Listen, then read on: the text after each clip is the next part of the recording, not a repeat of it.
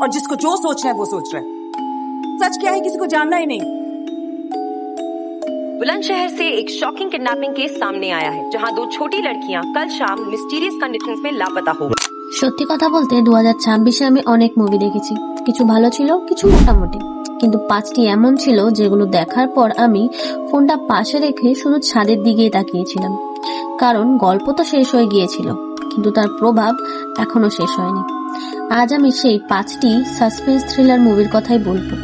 আমি কোনো স্পয়লার দেব না, কিন্তু এতটুকু বলবো যাতে দেখার আগে তুমিও মানসিকভাবে প্রস্তুত হতে পারো। इस दिनों में सारी तैयारी हो जाएंगी। मैंने आदमी का इंतजाम कर लिया है। প্রথম মুভি মারদানি 3। এবার শিবানী রয়কে আমার একটু আলাদাই লেগেছে, আরো শান্ত কিন্তু আরো ভয়ানক। একটা শহরে একের পর এক মেয়ে নিখোঁজ হচ্ছিল, মিডিয়া চিৎকার করছিল, কিন্তু সিস্টেম সে তো ধীর গতিতেই চলছে। কিন্তু শিবানী একটা ছোট্ট ডিটেলস খেয়াল করে, তখনই বুঝে গেলাম এই কেসটা সোজা নয়। একটা মুহূর্ত আসে যখন মনে হয় অপরাধী ধরা পড়ে গেছে, কিন্তু না, আসল খেলা তো সেখান থেকেই শুরু।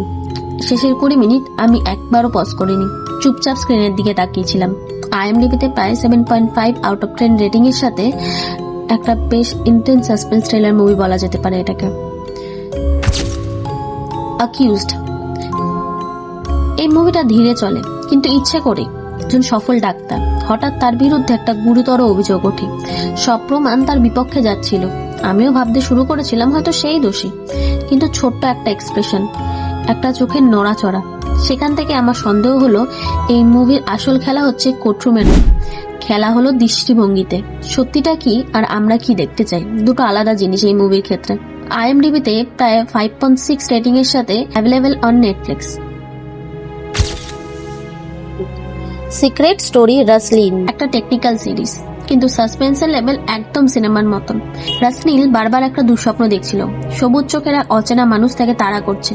প্রথমে ভেবেছিলাম সাধারণ কোনো সাইকোলজিক্যাল ট্র্যাক হবে, কিন্তু যখন সেই মানুষটা বাস্তবে সামনে এলো, সেখান থেকে পুরো টোন পাল্টে গেল। একটা এপিসোডের শেষে মনে হতো সব পরিষ্কার, পরের এপিসোডে সবকিছু আবার উল্টোপাল্টা করে দিত। আর শেষটা, ওটা আমি একদমই আশা করিনি। এটা আপনারা দেখতে পারেন জিও হটস্টারে।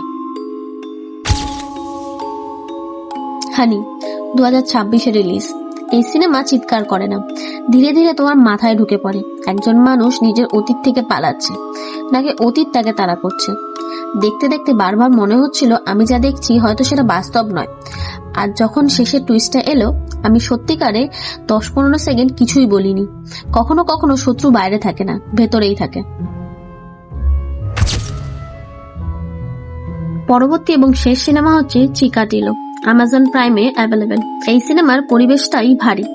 শুরু থেকে এক বন্ধুর মৃত্যু, সবাই বলছে এটা দুর্ঘটনা। যখন তদন্ত শুরু হলো, দেখলাম প্রত্যেকে কিছু না কিছু লুকিয়ে রেখেছে। আমি সত্যি বলছি, এই সিনেমার নীরবতাই সবচেয়ে ভয়ঙ্কর। একটা দৃশ্য আছে, পেছনে শুধু ফ্যান ঘুরছে, আর সামনে একটা সত্যি প্রকাশ পেতে চলেছে। ওই মুহূর্তটা আমার এখনো মনে আছে। তো এই ছিল 2026 সালের 5টি সাসপেন্স থ্রিলার, যেগুলো দেখার পর আমি কিছুক্ষণ চুপ হয়ে গিয়েছিলাম। তুমিও যদি চমক দেওয়ার মতন থ্রিলার পছন্দ করো, তাহলে এই লিস্ট তোমারও একটু আলাদা লাগতে পারে। এই সিনেমাগুলো চেঁচিয়ে ভয় দেখায় না, ধীরে ধীরে অস্বস্তি তৈরি করে। কমেন্টে জানাও তুমি কোনটা আগে দেখবে। আর স্ক্রিন বন্ধ করার পর যদি কয়েক সেকেন্ড তোমারও নীরব লাগে, তাহলে বুঝবে সিনেমার প্রভাব তো কাজ করেছে। তাহলে দেখা হচ্ছে পরের ভিডিওতে।